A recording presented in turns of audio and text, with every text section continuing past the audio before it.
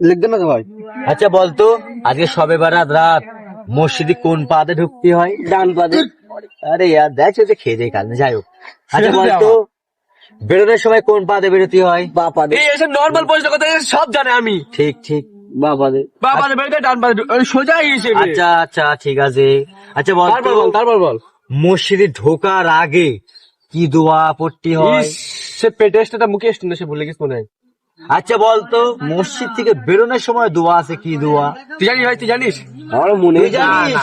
মনে করতে না। জানিস এই শোনো, কি শোনো, করে? শোনো, শোনো, হ্যাঁ বল।